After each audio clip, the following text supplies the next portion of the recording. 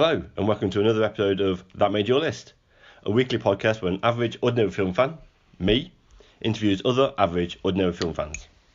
My name is Dave Goodger, and joining me in the hot seat this week is a very special person. It's my wife, my beloved. It's Alex. Hello, Alex. Hi. Okay, before we get started going through these questions, tell us a little bit about yourself. I was kind of railroaded into doing this interview because my other half is the creator of the whole concept.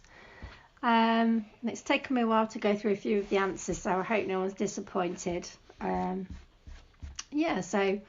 I work at Nottingham University, and myself and David have two boys together, Zach, who's 11, and Lucas, who's 9, and we're all avid film fans. So that's me in a nutshell. Okay, great. Right, let's get started then. One of the most difficult ones on here that people always seem to struggle with. What's your favourite film? Question I struggled with the most, but I've gone for The Lovely Bones because I read the book first. Okay. And I got hold of the book because it was recommended in the Richard and Judy Best Read Award quite a few years ago. So I read the book, and then when I heard the film was coming out, I knew I had to see it, and it was brilliant, even though I think the ending's slightly different to the book. Yeah. As it happens in a lot of films. He did actually. The director, Peter Jackson, directed it. He did miss out big chunks of the book because he didn't think it would be suitable for the film, the certain parts, and I'm not going to spoil it. I get the feeling that they tried to fit it in with a larger audience, yes. Make it less graphic. Yeah, absolutely. Directed by Peter Jackson after he'd done Lord of the Rings and King Kong. So it was 2009 this one came out.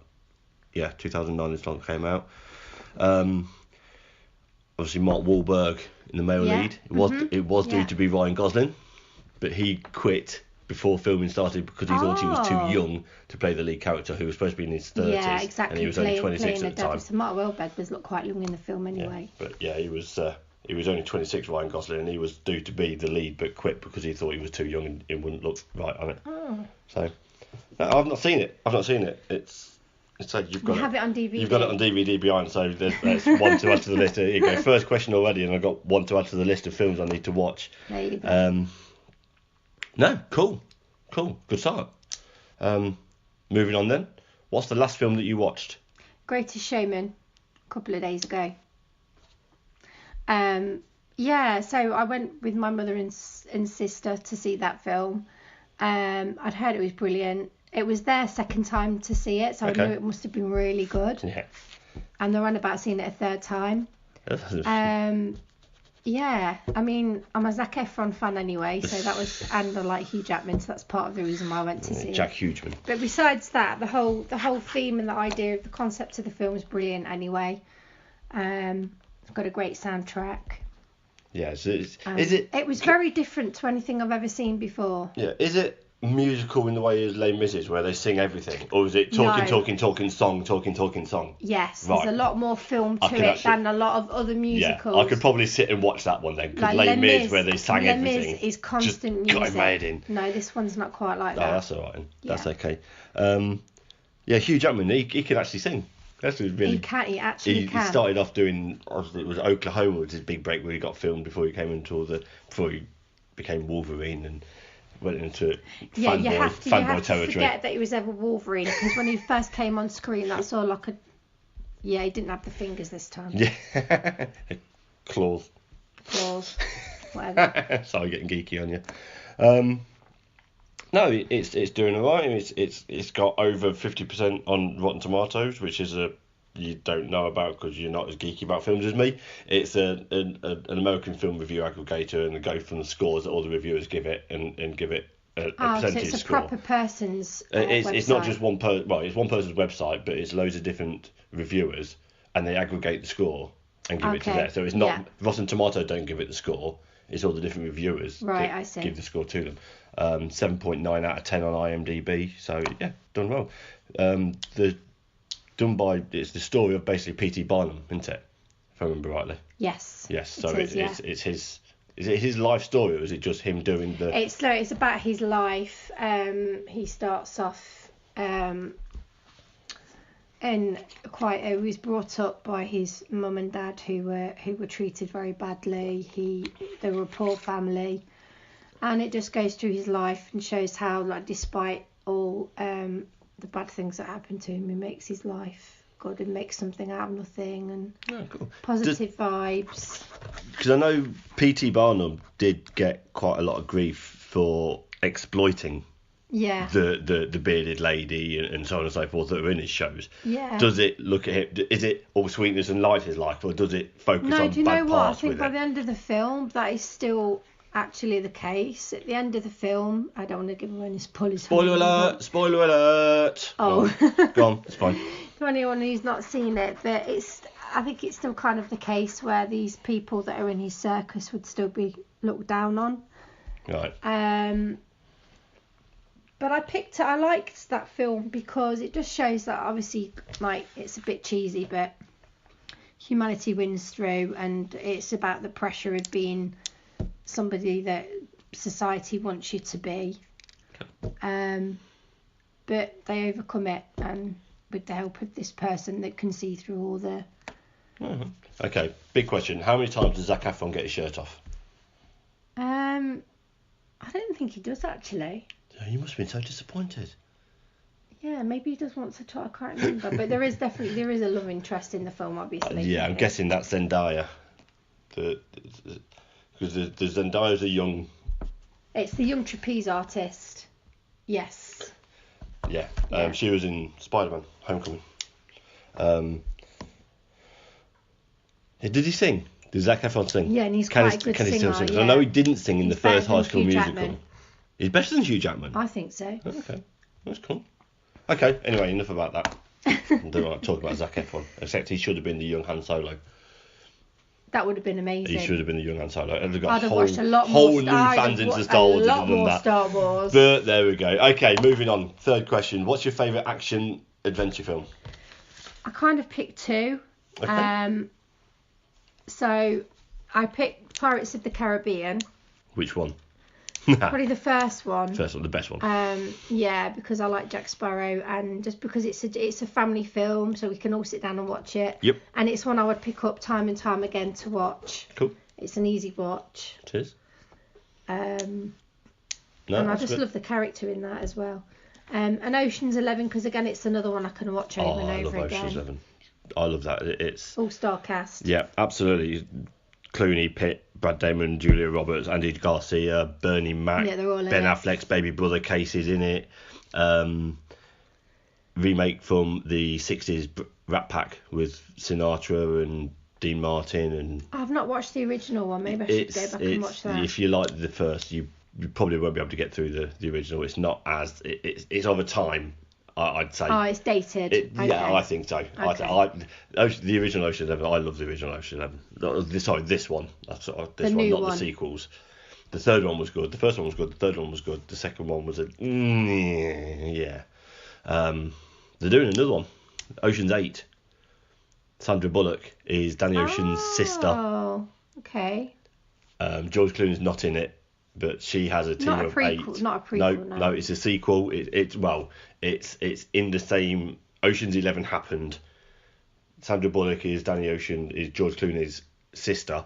Okay. And they set up to get a crew to do something. And I think Matt Damon is a link between the two as well. So there's one character Julia between Roberts the two. Isn't in it this I don't time, think Julia Roberts is in it. They didn't need her in any of them.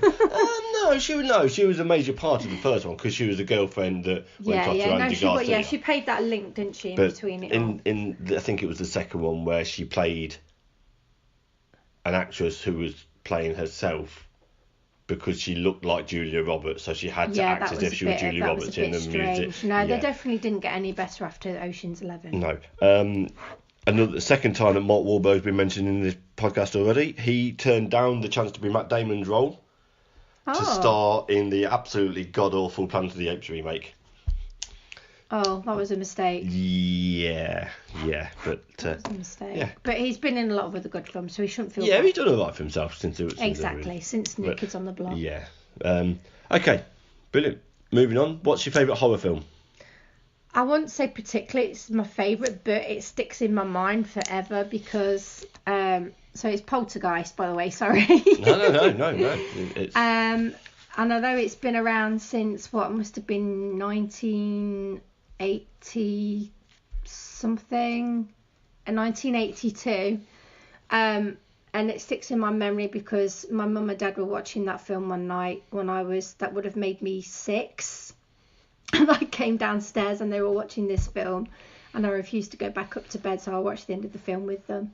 And just the thing of having a little girl disappear into the TV, as you can imagine, for a 6-year-old is pretty scary. Yeah, but no, even absolutely. now, to watch it again, I think I have seen it since. It doesn't get any better. The remake is not. It's still scary. Nothing. No. Nowhere near as scary, I don't think. But that film still scares me now. The original, the 82 version, is still a very scary film. I don't like it. Yeah. I don't like and it. The but then again, I don't like in horror. the film scared me as well. Just her. Was she a little? Her squeaky voice. Is that the one that's got the little a small person? I'm trying to be as politically correct as I can. Yes. And not say midget. No. No, I don't think. Was she not? Was she just really short? Okay. No, that's cool.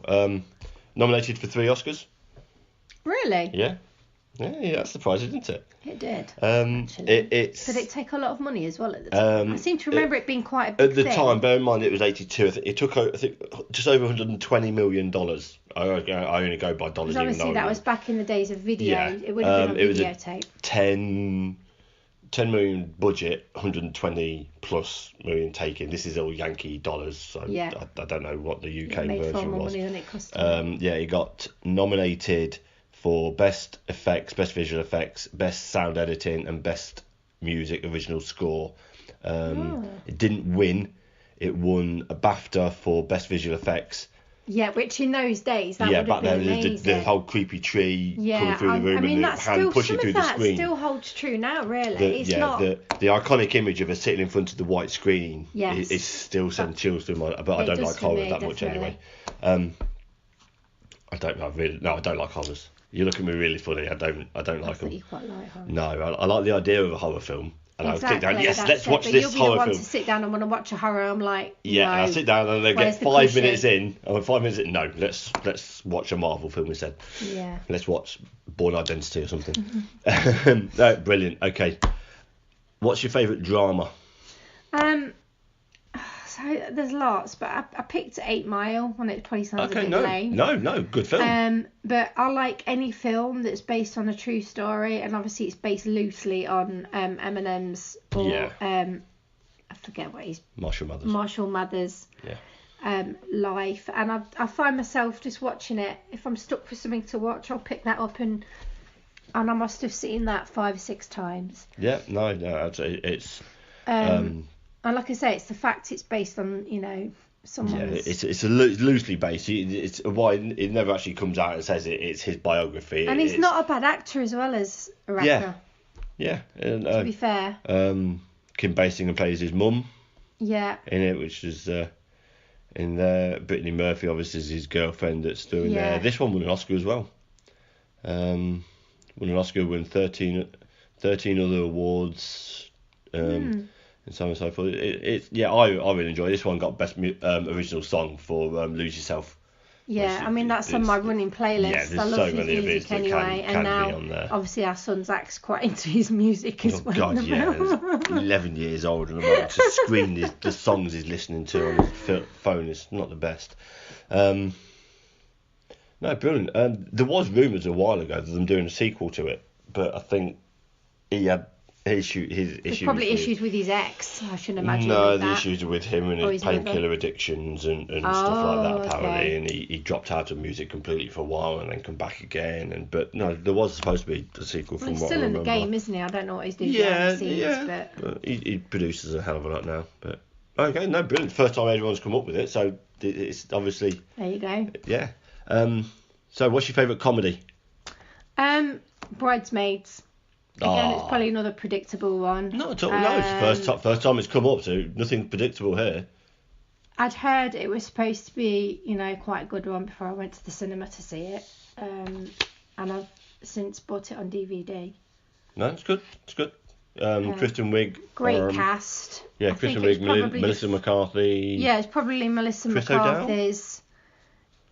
And the Irish chap. I can't remember Chris O'Dowd, I'm pretty sure it is. And he's made a lot of movies. I think it was a breakthrough movie for a lot of the actors and actresses in it. Despite the fact it's just hilarious. So it is predictable in places, but it's still quite funny. Yeah, no, it's it's I about love it. General relationships with girlfriends, relationships. With the it's one that I probably could have put on mine on the question that you like that people wouldn't expect. Yes, and I would have put that down for you as well. Yeah, but my answer of Grease is still it knocks everybody out of the water. That's still surprising people when I tell them that about you. Yeah, Chris O'Dowd is the deputy, the police officer, boyfriend, the love interest. Wilson Pickett. Spoiler alert: Wilson Pickett turned up at the end at the wedding reception. Yes, that is the best bit. The last 2 minutes. Didn't say a great deal. Bit of an 80s. Actually co-written by Kristen Wiig, as well as starring in it. You don't know who Kristen Wiig? Kristen Wiig's the main woman starring in it. Oh, yes. Yeah, Kristen Wiig. This is it. You see, I know who I'm looking at, but I'm terrible with names. I'm afraid. She wrote it as well as starred in it. Oh. Yes, okay. Or co-wrote it with She co-wrote else. it. I didn't know that. Yeah. Well, she's very talented then because she can act as well. Yeah. No. It's and again, like I say, I think that film made quite a lot of people, didn't it? Yeah. It's the first one. Stuff. Yeah. Melissa McCarthy. And I think a lot of people have tried to make similar comedies. Yeah, they've just not turned out as well as that has. Kind of a female version of the Brat Pack, or is it? It's kind of like a female. I can't remember the name. The Hangover. Yeah. It's like a female Hangover. Yes. Yeah. Yeah, that pretty much describe it in a nails nutshell. Yeah. Yeah, absolutely. All right, brilliant. Okay. So, what's the film that makes you happy? In Pursuit of Happiness. Will Smith. I got a feeling he'll be mentioned again. Yeah, quite a lot. Yeah, I'm a massive Will Smith fan. And I think I just came across this. I didn't watch it at the pictures. I think I just watched that from Sky. Yes. Yeah. We didn't see it at the pictures. No. And I hadn't really heard much about it. But again, it's another film that's based on someone's true life. Mm-hmm. And pretty much to a T, I think it's quite close to how this chap made his money from rock bottom in life, and he worked for a massive bank. In Wall Street? Yeah. Somewhere in the financial. New York financial district. Yeah. And he basically came up from the gutter, and still managed to bring up his son, and eventually made it to the big time in one of the top banks. No, absolutely. Yeah, it's where he was the struggling salesman. He was. Yeah. Then get kicked out of his home because he can't pay the rent, and he falls out with his wife. She kicks him out, and then he's literally on the streets. Yeah, the one abiding memory I have of him, and it's actually Jaden Smith, actually his son, as his character's he's been son. In a few films with him. Yeah. Yeah. The scene where he's in the tube station toilet because they've literally got nowhere else to go, and that is the lowest part of the film. It's a film that does take you on an emotional journey as you're watching it. Total roller coaster. Yeah, absolutely. It got Will Smith a nomination for an Oscar for in Best Actor in a leading role. Mm-hmm. He didn't win, but it's big screen recognition for a rapper from Philly. Not too bad. Not too bad, is it? It's the first time I can actually remember Will Smith in a serious role. I don't know what order I've obviously watched a lot of his films, but I couldn't tell you what order they were made in. Yeah. No, I'm pretty sure it was Will's first. I might be wrong about this because I know he was in the Last Man Standing, whatever it's called. It was just him and the dog, and there's the massive. Oh yeah, I think I think that was filmed way after. The End of the World film. What's it called? Oh my God. Him and his dog. I Am Legend. That's it. I Am Legend. And then there's that I, Robot. I think that was probably. I, Robot would have been after. Yeah, well, we'll mention him later on, I'm sure. Maybe, okay, just a little bit more. Yeah, just spoiler alert for further Brilliant. on. Right, So, name a film that makes you sad. I've put a few down on my list because I couldn't really decide and I kept thinking of other ones. But the one I've watched most recently is Book of Henry. And I'd never heard of it before. I don't think it was supposed to be, I don't know if it was a big film, but I'd never heard of it. I was looking through Sky at the films one day when I was on my own in the house and thought I could actually got a chance to watch film. And I chose that one, and it's about a little boy who has a next door neighbour, this school age children, and this little girl who lives next door to him is being abused by her father.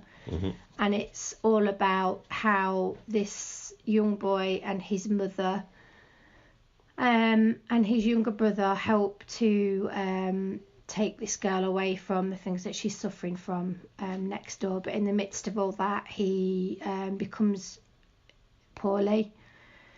And I don't might be some spoiler alerts. Am I allowed to give spoiler alerts? Spoilers. Really? Spoilers. Look, there's only about 17 people listening to the whole thing, so I don't think there's going to be too much. If you've not watched Book of Henry, just skip forward a minute or so. Yeah, then. You know what? I actually can't remember if he dies at the end of the film, but he has a brain tumour. Well, I've not seen it either, and, so spoiler alert. Yeah, he does actually. I'm just remembering the last few minutes. I don't need to watch it now then. And so. So he ends up being really poorly and he dies, but I think through his actions in this the whole point of this film is the book that he writes out ready for his mother to follow it, and it's all about him writing instructions on how to save this girl and what to do to incriminate the father or to get the father arrested, or they plan on killing him actually. Yeah. Yes. Awesome. And Jacob Tremblay was the kid. That's the actor's name, just so you know, for future reference. Okay. He was the little one in Smurfs 2. He was a young boy in Smurfs 2. Okay, he's not really made it big time then. This was his he also had a little one in a Donald Trump film, but we won't mention that. Let's not go there. No, but yeah, Book of Henry was his major proper big full-on role. That film as well, it literally properly made me cry. It was so sad. Mm-hmm. And the boy in the film just reminded me of our eldest as well, Zach, his temperament and the way he looks after his little brother. Yeah, occasionally. So yeah, that kind of brought it home a bit more. And yeah, although the little boy dies in the end of the film, it's all about how he has this positive influence on his mother as well, and how, apart from the fact he's dying, the rest turns out okay. Yeah. Film was shot in 36 days. Took 36 days to film, that's all. Yep. Well, then the average film takes around 6 months a year. The actual filming wise, there's probably not that the actual, because a lot of them's now CG, so the actual filming with actors. Yeah, I mean, there's no special effects obviously in that film. On a big budget sort of Marvel film and stuff like that, the actual filming wise is probably not that much. Probably about 30, 40. CGI. Yeah, 30, 40, 50 day actual filming, and then 18 months or so with But yeah, it was Colin Trevorrow was the director, who was due to do a Star Wars film. Oh. Unfortunately, this did not do as well as anyone expected, money wise, and so obviously big. What Book of Henry did? Yeah, the Book of Henry. That's why they cancelled him for the Star Wars. Yeah, he was director of Jurassic World. Oh, okay. Okay, obviously massively successful. Yeah. Money wise, it's not as loved as the other Jurassic World films by a lot of people. I liked it. He is directing the sequel to Jurassic World Fallen Kingdom, but he was due after Jurassic World. He was due to do Star Wars. Book of Henry came out and didn't do anywhere near as well, and wasn't related. That's unfair, because that to me should then be an underrated. If I'd have known those facts and things, I'd have put that in my underrated film. No, it's he was due to do there, but they dropped him. They dropped him out of it, and he since he bounced back. I had a couple of others on that list as well. One other one, My Sister's Keeper, which again was like a recommended book on a big book review on TV, so I thought I'd try that. I'm not sure if it was Jodie Picoult's first book, but I've read several of her others since, and I think she was a lawyer, and all her books are based on massive moral dilemmas, basically, that often end up in the courtroom, which makes them quite interesting. Another one with Mark Wahlberg, isn't it? Is that Mark Wahlberg? The really annoying thing. I'm sure Mark Wahlberg's in that as well. I don't know if he plays the dad. But another annoying thing is the Cameron ending to Diaz. the book is completely different to the film. Is I it? was hugely disappointed by the end of the film. I got a feeling they rewrote the ending to. Alec Baldwin, sorry. They rewrote the ending to please the masses because it could not be any different to the end of the book. Really? Jason Yeah, Patrick's in it, absolutely. Alec Baldwin. Although it's still very sad. Yeah, I was going to say another one I've not seen. I think I've actually read the book. I'm pretty sure I've read the book on holiday one time. Cameron Diaz plays the mother. Oh no, it wasn't this. It was Time Traveller's Wife. I read on one of your Cameron books when we were Diaz on plays holiday. the mother in Yes. I might watch it. My might watch Sister's it Keeper. Yeah, another one, Schindler's List, which for obvious reasons is extremely sad. Yeah, another one that I always get embarrassed when I come up with a list I've never watched. I just can't bring myself to watch it. I've got it. It's in DVD. So I've got the DVD. It's still wrapped in cellophane. It is a hard watch, but I think it's still a must see. Okay. Brilliant. So, name a film you practically know the entire script of. Well, what woman my age doesn't know the whole script to Dirty Dancing? That's another one I don't mind too much, purely and simply because of the soundtrack to it. I love the music in it. And I've got a feeling I've bought that film on DVD a couple of times because between moving houses, I probably lost my first copy, so I bought the 25th anniversary copy, I think, which is still in the cellophane. But then it's on Sky whenever I want to watch it anyway. Yeah. So Jennifer Grey as Baby. Nobody puts Baby in a corner. No one and all puts that. Baby in the corner and all that lot. Obviously, Patrick Swayze in his most famous role. Outside of probably that and Ghost is probably there or thereabouts that with for Ghost. Yeah. But Jennifer Grey wasn't. She's been in a few others, but nothing as big as Dirty Dancing. No, nothing anywhere near as big as Dirty Dancing. She was in some film about a babysitter. I can't remember. She was in Red Dawn. I know that much. She was in Ferris Bueller's Day Off. Yeah. She was that's a classic. Jeannie. She was Ferris's sister. That's right. But then TV series. Yeah, she was not much in the way of not took off as nothing well there as much as Patrick Swayze. No, she was in obviously Red Dawn. She was in the Cotton Club, American Flyers, which is about the thing was American Tour de France. It was a cycling team. Might not have been Tour de France. Might be a Yankee competition with it all. But she was in that as well. Okay. But yeah. Anyway. Yeah, I really like the soundtrack to that. I think I've actually bought the Dirty CD Dancing. soundtrack to it. I've got the soundtrack as well. Yeah. I love the soundtrack. It's the 60s, isn't it? Yeah, all except the big dance number at the end. That one I can take a leave. Time of my life. Yeah, I can take a leave that, but yeah, I really do like the soundtrack of it. Actually, thinking about that should have gone in one of my favourite One of my favourite You can still change soundtrack. it. You can still change it. But I've got a few for that one. Yeah. Okay, brilliant. Okay, moving on then. Who's your favourite director?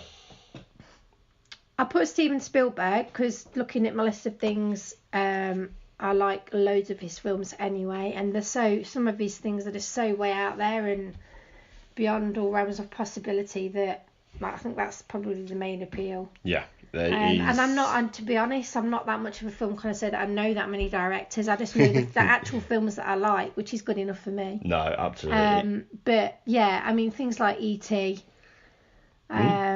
You know, classics. Yeah, and you say he's one of those ones where you'll be amazed at how many of his films. Speaking from yourself, as you say, you're not a massive film geek. No. I mean, directors as well. I wouldn't have a clue. Just going through him, we've got his big real. Yeah, I love Indiana Jones. Yeah, his first real big release that got him loads of nonsense was Duel, which was mainly a TV movie. Then and I've Sugar seen Land part Express, of the documentary on him that you were watching a few weeks ago. Yeah, it's a run of films of Jaws, Close Encounters, Raiders of the Lost Ark, E.T. I mean, my absolute favourite of his has got to be E.T., I think. Yeah, but then didn't say you got the Indiana Jones trilogy ones. And Yeah. The Colour Purple, Jurassic Empire Park, of the Sun. Schindler's List. Yeah, it hits a massive. Jurassic Park and Schindler's List in the same year. He was coming out. He used to finish doing the editing of Jurassic Park, absolutely hating that T-Rex because he was doing Schindler's List at the same time and trying to get into the mindset to do Schindler's List. That's some kind of head switch, that, isn't it? Yeah. For quite a few months. The fact he was able to do those in the same year is absolutely amazing. That's pretty amazing that he made a fantastic job of it. Yeah, that was 93, and then Saving Private Ryan as well. I didn't know that was. And then in 97 he did Lost World Jurassic Park, the sequel, and Amistad in the same year. So there's another one that was like two almost diametrically opposite. Amistad is epic. Yeah. That's. Saving Private Ryan, AI, Minority Report, Catch Me You Can, Terminal War of the World. The list goes on and on. Yeah, and so it's someone that, I mean, I realise that he does films to suit the masses, but then again, he's still such a massive variety of genres. Yeah, and that's just his director credits. That's not even going into the fact that his producers. It's absolutely. It's just. He's just very good at what he does, basically. Yeah, that's literally it. If there's ever going to be, I think, a correct answer for here, it's going to be either him, Coppola. Well, there is never a correct answer, but it's. Yeah. Okay, brilliant. So, what's your favourite film from your childhood?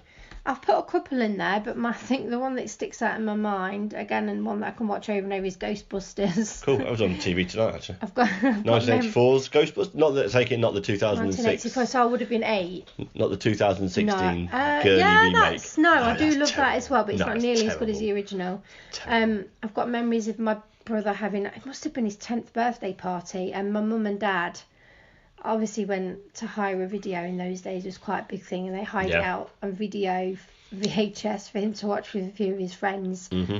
And I must have watched it a million times since. It's just I it's love it. Just one of those strange ideas that comes, made into a film.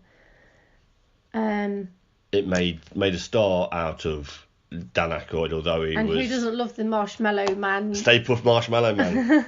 Yeah, all thanks to Dan Aykroyd's character. It's clear your mind.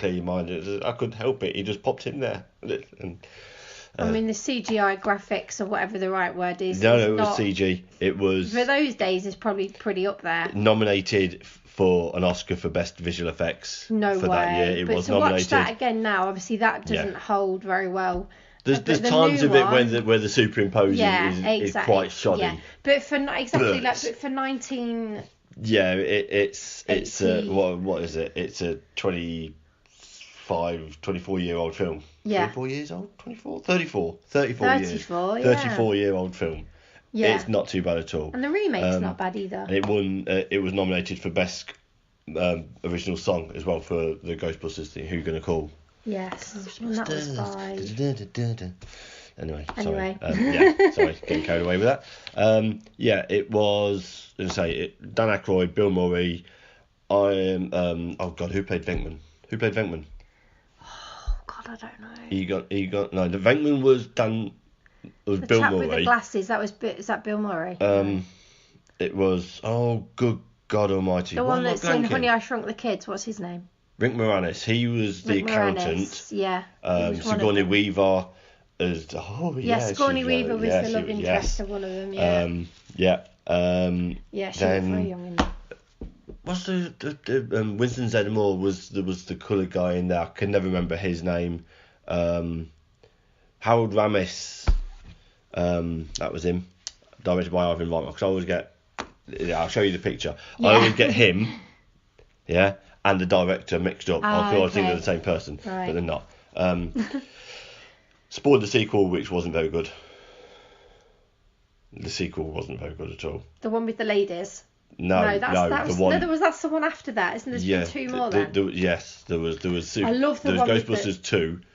No, that wasn't very good. Yeah. But the one with the ladies, which was made a couple of years ago. Yeah, 2016. It's okay, it's an easy watch. You just like it because it's got blooming Thor in it, Chris Hemsworth. It's just funny. Oh, right, okay. Right. Anyway, and it's got Melissa McCarthy in it. It has got Melissa McCarthy in it, and Kristen Wiig. Yeah. Yeah. There you go. Right, okay, moving on then. What's your favourite animated film? Inside Out. Love it. Yeah. Love Not it. so much for the actual animation, if I'm honest, although it is very good. Mm-hmm. But it's just the whole concept of, the psychology, what's in your head, and all that stuff interests me anyway. Yep. But get inside the mind of a child, and I can't wait to see the next one. Has that been made? Anyway, don't know. There's going to be a sequel. I thought that I remember seeing the end of Inside Out. Looked to me like they were getting ready to make a sequel. Oh, it's quite possible. With her being a teenager. Yeah. No, absolutely. The last time I cried in the cinema was that when I was trying to hide it. I remember you hiding your tears when we all went to see it together. Absolutely. I think even the boys loved that as well. The children. Won an Oscar. Yeah. Won an Oscar for best animated. It should have been up for best film, I reckon, that year as well. Should have been nominated for that. It's just the way it shows all the complicated emotions of a child and an adult, really, and how it's all sorted out in your head. And just the idea of having different characters pushing the buttons for whatever. Yeah, literally pushing the buttons. It's the Bing Bong is the imaginary friend. Imaginary friend, yeah. I think the way they put all that together as well in one film is just amazing. Yeah. It won the Oscar for best animated to put film. all that stuff into pictures. Yeah. And to be so easily relatable. No, absolutely. And I'd watch that one over and over again. Yeah, it's one I think we've got again. We have got it on DVD. We've got it on DVD, and I don't think I've watched it since. But no, it's I can't fault. It's a brilliant film. Next, what's your favourite quote from any film?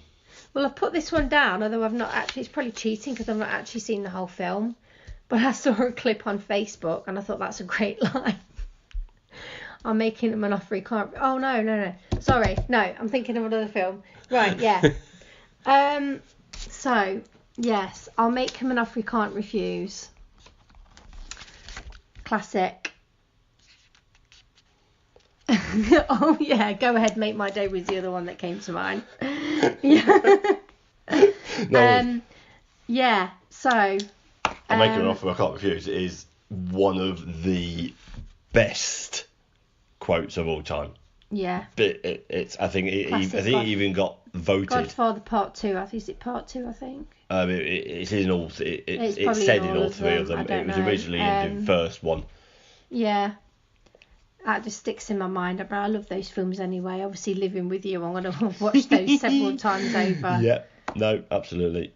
It's it was said. Is that the bit that's also right before the horse's head in the bed as well? It's kind of it's all intertwined in that kind of storyline. It's to get geeky with you. They're talking about it in Kay's wedding at the very beginning. There, Michael's talking about a story to his not Kay, Kay's his sister, to his sister's wedding. It's basically the thing that runs through the family. Michael's telling them something that they can't refuse. Yeah, my father, it's Johnny Fontaine's a family friend. He wanted to do this. He said no. He went to the band leader and says either your signature or your brain are on the paperwork. And my father made an offer he couldn't refuse.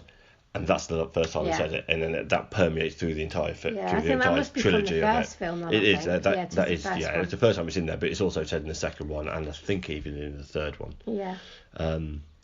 But the go ahead make my day was Dirty Harry, Clint Eastwood. Yeah, I've heard the quote and I watched the clip on Facebook. I need to go back. That's one now I've learned that I want to go back and watch. It's a very, very dated. It's very, very dated. Probably not worth an hour and a half of my life then. I don't think it's even that long, to be honest. They never were really that long back then. Not like they managed to get Justice League, which is an appalling film by all accounts, 2 hours long. They seem to be getting longer and longer these days. Yeah, but then there used to be a lot. Sorry, I'm just trying to look at a quotes thing, but it's not even film quotes that I'm looking through, so we'll ignore that. Yeah, but Go Ahead Make My Day is another one that gets quoted by a lot of people, not even when talking about films and just in the day-to-day Exactly, yeah, it's one of life. those things that people use every day. No, absolutely. Okay, question number 14. We're over halfway. We're nearly getting there. Over halfway through now. What's the best film you've seen the past year? Probably The Greatest Showman. And I've probably seen a lot of films in the last year. Obviously, the more recent ones stick in your mind anyway, and I have a terrible memory. But yeah, I was really impressed by that. And the fact that, like I say, like my sisters and my mum have seen that twice already, and they still want to go back and see it again. Fair enough. Great cast, great singing. Yeah, great I'm not dancing. talking about Zac Efron again. I don't care what you say. Not going to happen. And it's just the whole concept of, humanity really, and the pressure on people, everyone in this world, to be what society wants you to be, but you should just be yourself. Yeah. Sounds pretty cliche. No. But, humanity wins out in the end, and they break down those barriers. It's pretty cheesy, but it's... No. But the music's great, and the dancing's great, and it just... Again, it's something a little bit different. Despite the fact that he's really obviously making money out of people that would be considered in general to be of a lesser... No, it's all good. As I say, we've gone through it earlier on, so we won't go too far. But digress. No, we won't go any further into it. Right, here we go. You've been waiting for it. Have I? Yeah. What's your favourite? Who's your favourite actor? Will Smith. Will Smith, Big Willie.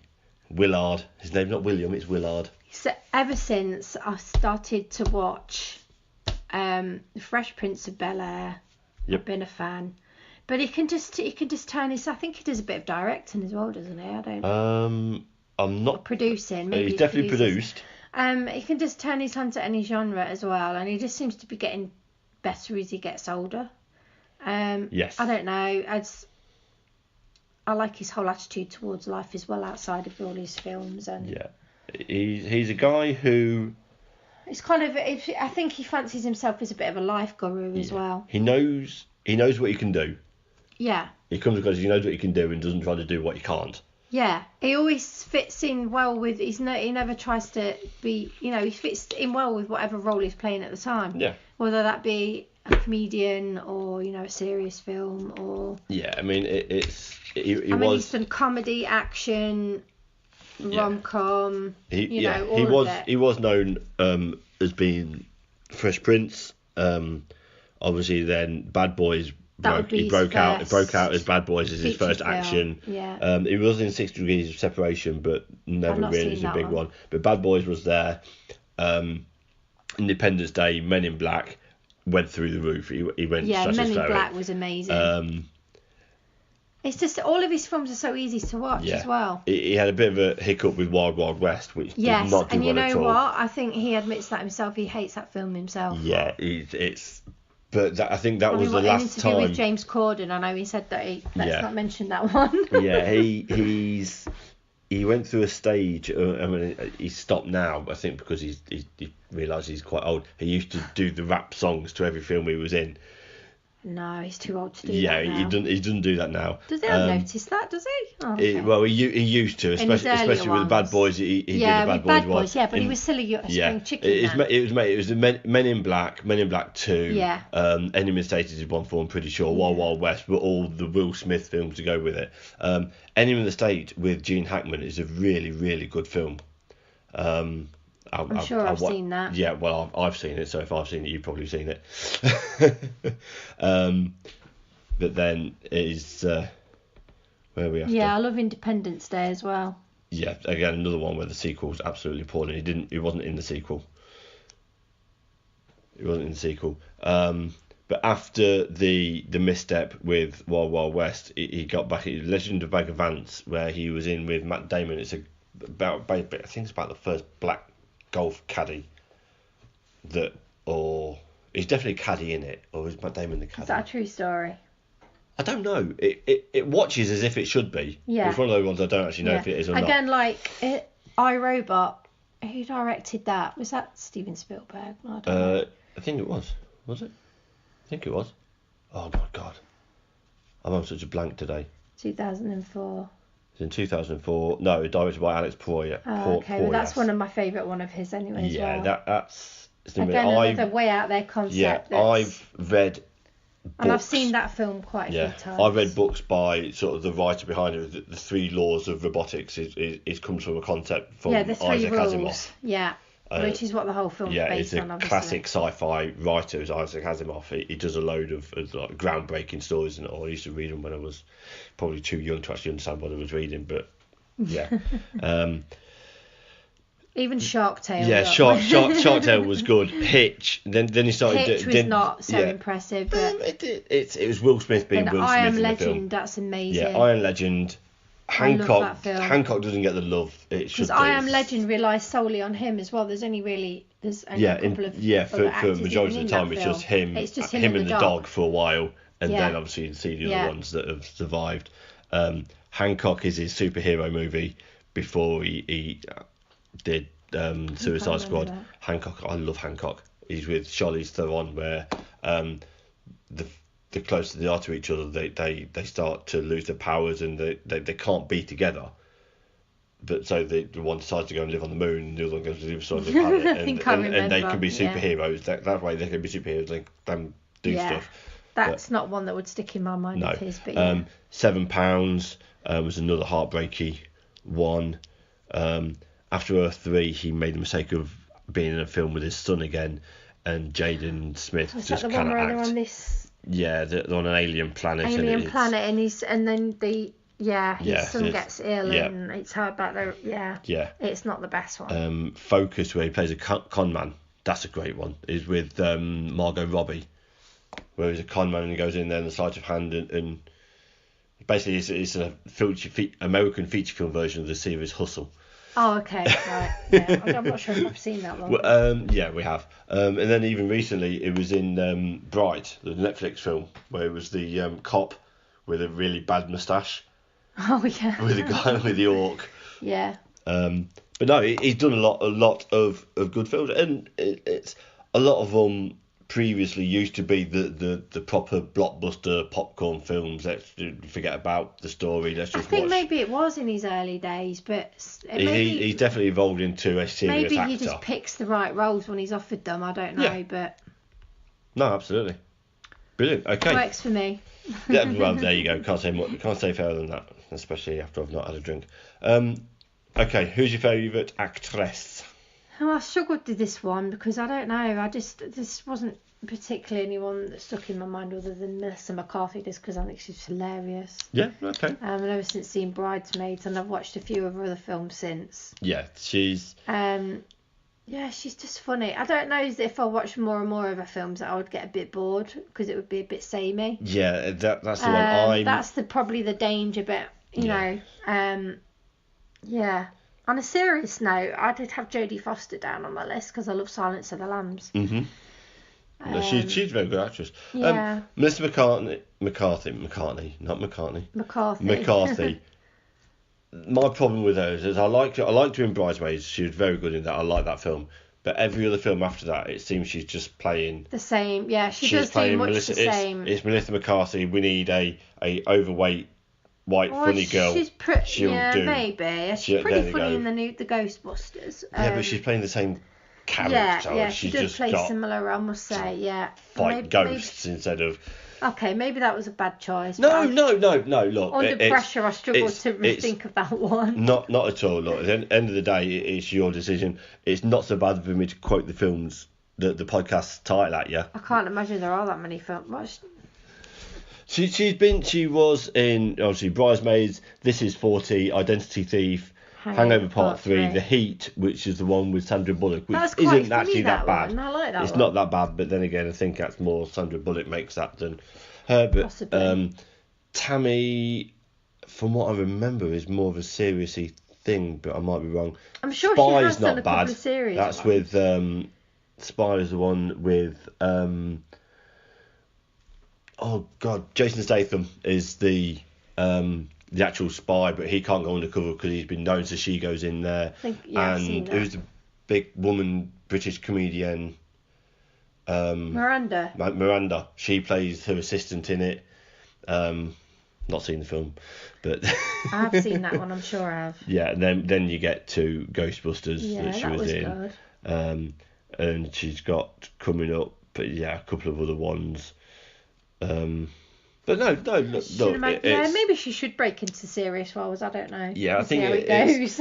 I mean, it worked a little bit with Robin Williams, God rest his soul. He got so far with funny roles, and then he took a break to do serious. All right, yeah, no, Jim Carrey, he did, it worked for him. Jim Carrey came through as a massive comedy star, and then cut a break and did serious, and it just stops being pigeonholed and being typecast as I need a funny white girl.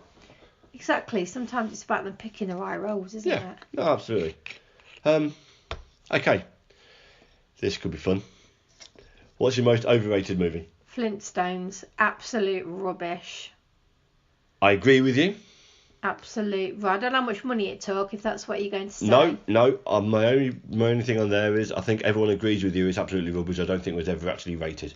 To be overrated. Okay. Well, it's No, it's a garbage film. It is a garbage film. It's. I don't know. The one thing going in its favour, it's not as bad as its sequel. There's a sequel. There was a sequel. How dare they even make a Viva sequel? Rock Vegas. That's ridiculous that they even spend money making that. Probably a waste of an hour and a half of my life, and like, I don't know, £9-10 as well. Where did you watch it? I watched it at Pictures, I think. Oh my god, it must be a lot. How old is that film? Oh my god, go on. I'm gonna guess. 90. I'm gonna guess it's about 20 years old. Oh, it's gonna be more than 20 years old. It's more than 20 years old. I'm guessing 89, 90. I'm guessing 94. 1994. Flintstones in Viva Rock Vegas was 6 years later. I can't believe that they made another one. Anyway. Yeah, I mean it's an appalling. Yeah, I think maybe you're right. It was never rated. It was never rated to begin with, but it's not so bad as to me to throw the. It was never rated to start with. Yeah, I mean, I've got a thing. The whole title of the podcast is That Made Your List with the question marks. I mean, there's probably 100 more cheesy films like that I used to love from the 80s that I could throw in there, like Footloose. Yeah. Dirty Dancing. No, it's. But then I think, I don't know, maybe people love those films anyway. Some people do. No, I just remember thinking, why did I bother with that? And thinking, why did I even stay to the end of the film? Probably because it'd be rude to get up. Probably rude to get up, yeah. Theatre. No. Okay, flipping that on its head. What is your most underrated film? Well, I'm guessing I'm a fan anyway, and I guess a lot of other people would think, what a load of rubbish.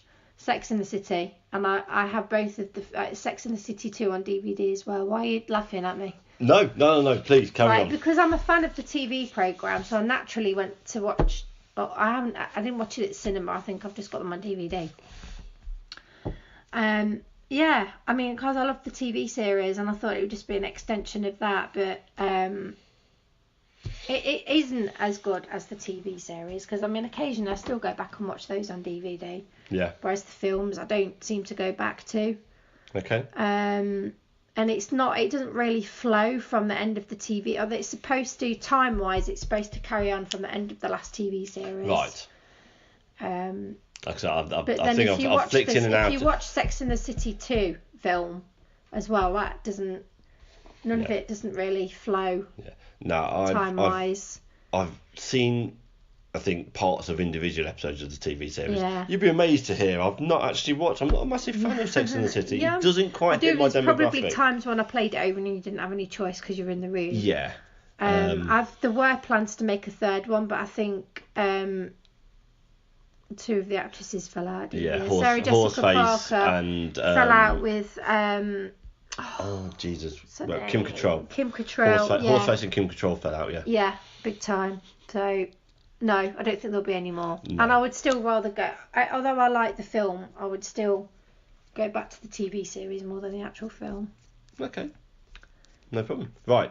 Okay, moving on. It's just a shame they've done no justice for recently before the making of the third film to the female Bond, like all of that they wrote, starred in before means nothing now because the two of them are arguing online about it all. But anyway. Okay, right. What's your favourite character from any film? I picked Jack Sparrow. Okay. Just because he's cool. Yes, he is. Just because he's cool and and he looks really good as a pirate and he's funny. That's and more that's than, it, more really. than good enough reason. You know, he is. And some of the Pirates of the Caribbean films are better than others. I think probably the first one's my favourite. The first one's the best. The second one's okay. It's a law of diminishing returns. Generally, with a lot of films when they get lots worse of sequels, and worse and worse. They start really good and go worse. Worse. In this series, I don't know. Well, it's obviously it's a matter of opinion. My favourite is the first one. The first one is pretty much acknowledged as being the best. And I do go back and watch that. I've watched that quite a few times, and the children love that as well. No, absolutely. It's got to a stage now where Jack. Oh my God. Well, we're talking about the character. I know we're talking about the character. I'm talking about Johnny the actor. Depp. Yes, Johnny Depp. Now though, when he seems to be doing, because he did the Lone Ranger, he did Tonto in the Lone Ranger. And it just seems as if he was doing a Jack Sparrow impersonation in a different outfit. That's one of the reasons it fell down. But in the past he has done. He has done different roles. No, he has. It's such an identifiable role though. You can put a picture up, and I don't think there's anybody who doesn't know who he is, who has seen TV of any way, shape or form won't know who it is. They might not be able to give the actor's name. But they'll know the character's name. Exactly. It's an iconic That's what character. Makes him stick out, I think. No, absolutely. Yeah. And I just love his demeanour, the drunken pirate. Absolutely. Thing. It's ace. And Johnny Depp bought into that so much, he's even gone to, I think it was the California Disney Land or World, whichever one it is. I stood in the Pirates of the Caribbean ride as they were going round. Oh, I love that. And then stopped. And then doing all this and doing that, and then stopped and talked, and I was talking to them and them and I love that. How's he had time to do that? It's if he's not filming. Gimmick, just a big gimmick. He's probably been paid lots to do that. Oh, God, yeah. It's a free entry to Disney World and walk around with it all. Let's face it, you can walk around because there's so many impersonators of it. When you go to the film conventions and cosplay, there's loads and loads of people dressed up as Jack Sparrow that look like him. He could walk around Disney World dressed as Jack Sparrow and they'll not realise they would not realise it's Johnny Depp being the character. He could walk around there. Because the character's bigger than the actor. No, absolutely. Okay, brilliant. No, great. So, what's your favourite documentary? I was going to trim this lot down and cut this one out because there's not a lot. But now we'll go. I've said it now, so I'm going to. I don't do any editing because I don't know how to. So we're doing March of the Penguins, because I couldn't actually think of that many that have been made into a film. Like TV wise, I watch many documentaries. I don't watch any soap operas anymore, so I've filled my TV time with documentaries on TV. But film wise, no. March of the Penguins it's the one that I put down on there.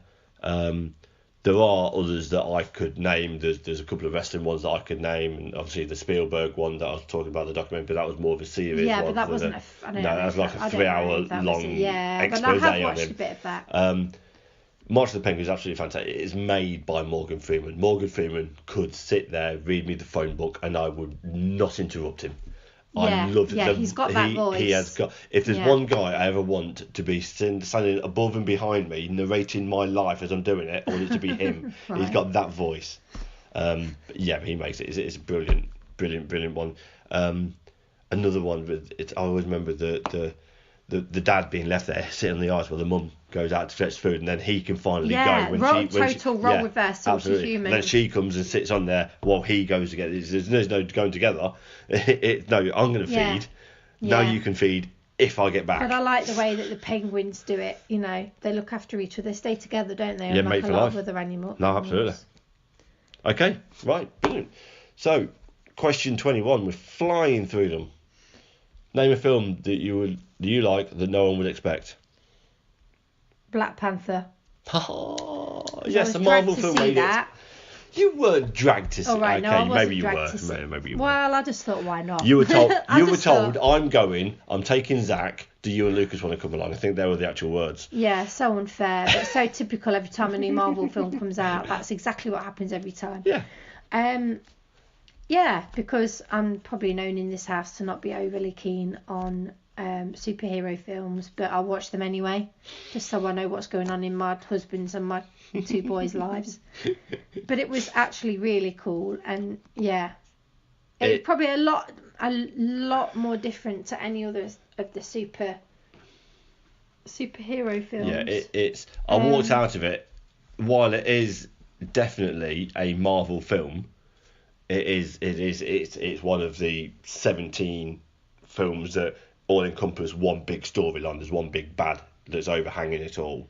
That's going to come about in the next one that's out this year. And it was set partly in Africa, wasn't? Which is not. Yeah, I mean, most of these films are always in the States somewhere. Yeah.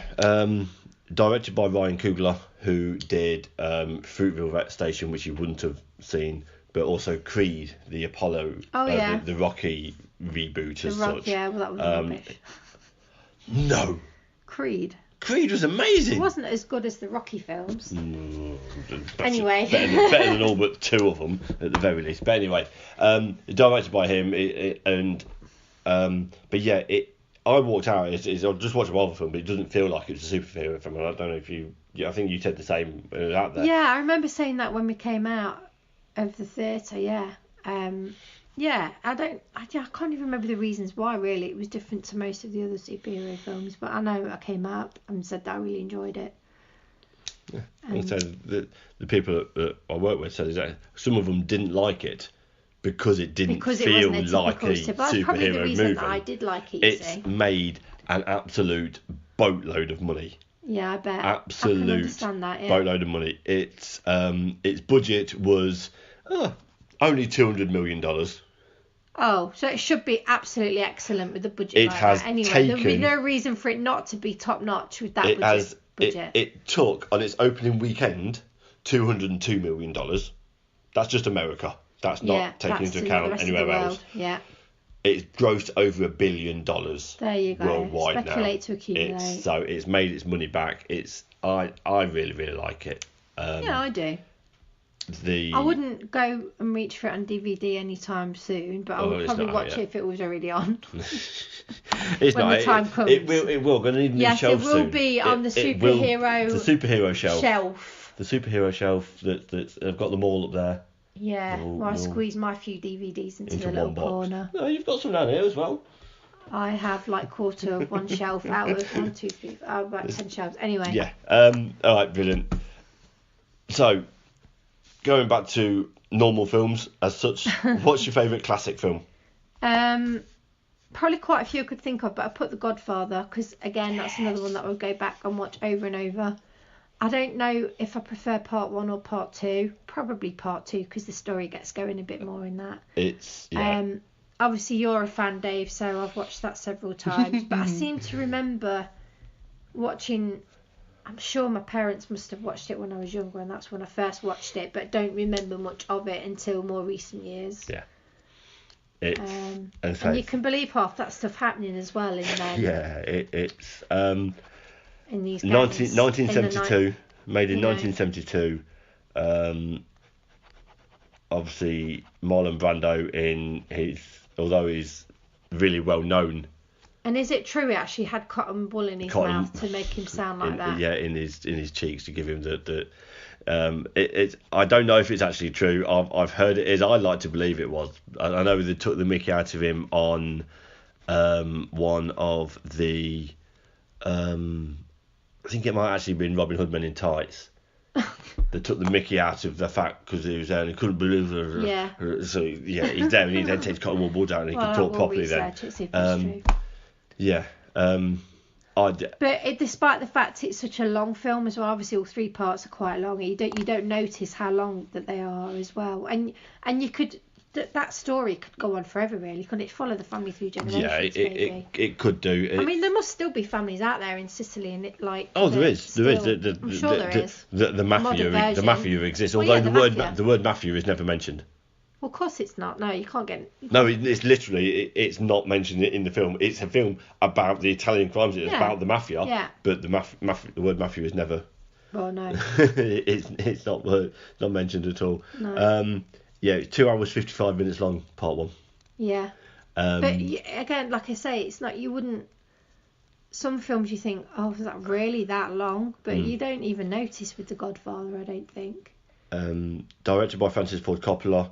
Written by Mario Puzo, who wrote the book of it. Now, Mario Puzo also did a prequel and a sequel to Godfather, not Godfather Part 2. He wrote a different story. In between? Yeah, he wrote the whole lot. He also did one called The Sicilian, which was made into a film starring Christopher Lambert, who was the main guy in Highlander. Yeah. Yeah. And that's based around the same kind of time. Did that never make it big time? Not then? massively big. I mean, I had it on VHS. Quite almost like a spin-off.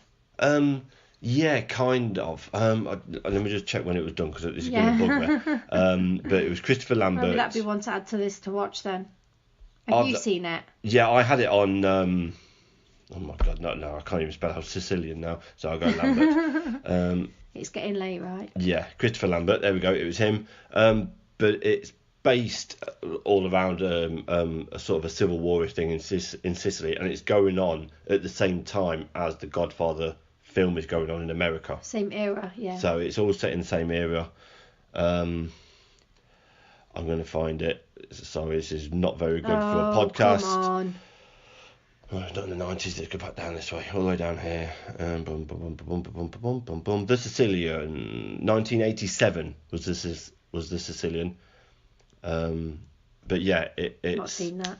No, it was insane. The novel was written by Mario Puzo, but Francis Ford Coppola, when he made it so close to the book by Mario Puzo that the title was actually Mario Puzo's The Godfather, because he wanted to make sure he got all the credit possible. Which makes a nice change, because so many, like I said before, so many of these books get ruined by the film. No, absolutely. I try to make it a rule to read the book before the film, but I don't always manage to do that. I always struggle with separating, as I say, part 1 and part 2 because they're so good. When I first watched them, they were mended together. Got out a VHS box set. You watched them in a box set together? Yeah. Watched it, no, but the VHS box set that I got into Cook, because part 2 starts off as young Vito Corleone.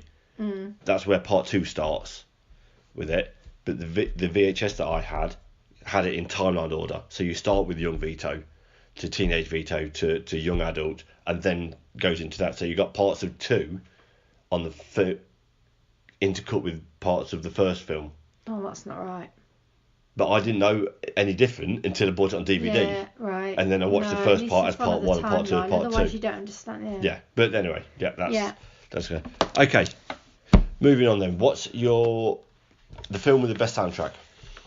So again, I've narrowed it down to a few, and having watched The Greatest Showman just a few days ago, I love that, and I'm going to download that onto my phone.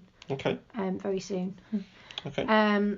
Just because some great show tunes, and it's just generally like uplifting music, really, and and I like musicals anyway. Okay.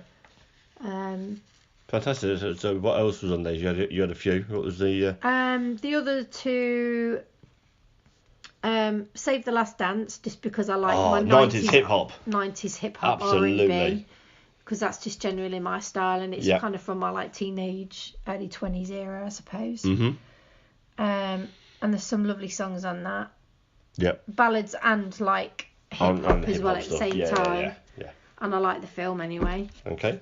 And Fast 7, because again, it's a great running album. Yeah, it's a great running album. I still run to some of the songs from that film. When I first started, my running playlist. When I first started doing it, I used to run the same route that you still run, or you used to run. I don't run that route anymore. But I used to know how well I was doing by what song was playing and where I was all around there. Now that's why. But I mean, I must have quite a few soundtracks from a lot of films on CD over the years, but No, Yeah, cool. the Fast 7 and Save the Last Dance are probably the ones that Yeah, I've played the the most. music in the later Fast films were the really Yeah. it came Yeah, I mean, the to be latest- part of it. I really enjoyed it, Yeah. which is bizarre because with Ludacris being one of the crew in there, he's never really done a lot of songs I mean, for I them or love anything. the whole Fast, I love the whole series of the Fast films, but the latest one not so good. And the music is one of the best things about them. Yeah. Let's face it. Yep. Okay. Brilliant. So, last but one question. Film franchise. What's your favourite film franchise? So I did start off by putting Jurassic Park, and then having looked through a few of the DVDs that we've got, chose Lord of the Rings, I think, over Jurassic Park. Okay. Again, extremely long films, but but still amazing. And I've still not got around to reading the books. No, the Lord of the books Rings, but I are. probably should. I might get some grief for this for those I don't people. know how they compare. There's parts of it. The They've books. done The the books. spoilers The for the books are a book. tough read. Yeah, They exactly. are, This is what puts me off. I don't have that much time anyway to go through such a massive, to be honest. Yeah, I didn't read the books until I knew that the films were being made. Read the books, Oh, okay. and they're such hard work. Yeah. Because there's parts in there that were cut out in the film where there's the singing, as they're walking along, the Hobbit starts singing, or pointy blonde ears. What's his name? Legolas. Your Legolas, yeah. Yeah, he'll start singing an Elvish song. Yeah. But it'll go on for 6 pages. No, What, the it might actual- be yeah, the actual that's- song. No, Oh, no, you it's don't- not too you far. just- It's at least 2 or 3 Yeah, but you pages just don't need of that, this do you, in the book? Elvish verse in the book. And you're like, it's not that's even a not what I'm language I can saying. read. No, that's a bit. The film cut out a whole major character out of the books. Tom Bombadil. I mean, it's a whole other language, isn't it? Or languages for the Elvish. Elvish is a full and proper language that there is dictionaries for it, and English to dictionary. Which is crazy. But I remembered, I think they released a new one. Was it every year for 3 years at Christmas? I think it was. I don't know, but I just They filmed all remember three together. Really looking forward to going and seeing them all, and again, that's like another family films that we can all watch together. Yeah, they filmed all 3 at the same time. Yeah. And edited them, and then it was Christmas, bang, bang, bang. Return of the King was the one that won, I think, swept the board, 14 Oscars and won 14. Again, it's just the imagination of the whole thing. I don't know how these people are so talented the way they write these things in to start with. Tolkien, to do that, I mean, he created Middle Earth, he did the whole lot. The books must have been really, really up, weren't they, from years and years back? Oh, good God, yeah. The books. Yeah. And it's taken obviously, that he long did The for them to Hobbit, and put- Peter Jackson did The Hobbit, which the trilogy of films were. So Tolkien didn't write The Hobbit? Tolkien did The Hobbit. The Hobbit, obviously, is the prequel to The Lord of the Rings. Also by Tolkien, it carries on the same storyline. It's how Bilbo found the ring that he had at the start of that. Yeah, he also I did remember the that Silmarillion, which is a load of short stories going back even further. So there's a whole history. Again, it's another one of those concepts that you could write about forever, and extend it. Yeah, no, absolutely. It's like Star Wars, just goes on and on and on and on and on. Oh my God, that's the first time I've mentioned Star Wars, and we're on the last one question. I bit back so many comments saying, why have you not... No, I'm joking. Okay, brilliant. Last question. It's a little bit of fun. It's nothing serious with it. If there was going to be a film of your life, Alexandra Goodger, the movie, okay, who would you want to play you? And if there was going to be a casting agent doing it, who would they cast as you? So first off, who would you want to play you? Jodie Foster, because I just think great she's actress. She is a great actress, and absolutely. well known, and she's just talented. And blonde, thin. And she kind of kind of facially sort of blonde hair, from a similar distance facial, with a squint, kind of look the same. Yeah. Same as me and Ben Affleck. I think it's like Brad Pitt. No. You and Ben Affleck. Me and Ben Affleck. If a distance, breathe in. If I breathe in and you squint and close one eye, no. Yeah, you might do it. But yeah, you enjoyed it, yeah. And okay, who would realistically be best suited? Amy Schumer. Right. Okay, I'm blanking on what she looks like. Genuinely, I'm blanking on what Amy Schumer looks like. She's in that new film with Goldie Hawn. Don't know. Schumer. She's Amy comic. Schumer. She's a comic actress. Yeah, sorry, she's just loading. I need to see it from the little one. Yes, okay. No, I'd be upset if someone cast her as you. She's quite a lot heavier these days. I would seriously be upset if someone cast. Why? That. Oh my good God! Yeah. Snatched. Yeah, that's the new one. Yeah, Snatched. Yeah, I don't know. I wouldn't be completely bothered if.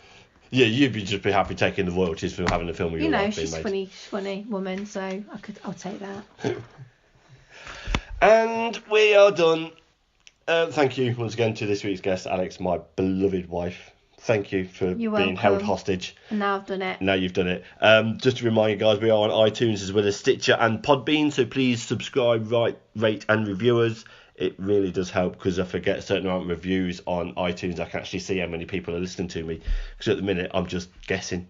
I'm guessing around about 17 or 18 people, I think. If you've got any comments or questions, or indeed if you fancy being the person who is being interviewed, then you can email me on thatmadeyourlist@outlook.com. I've got my own Facebook page of That Made Your List, where you can find all the old episodes as well as a pinned post of the questions that have been asked. We're on Twitter at thatmadeyour. That's it for me plugging everything. I've been Dave Goodger. She's been Alex Goodger. This has been That Made Your List.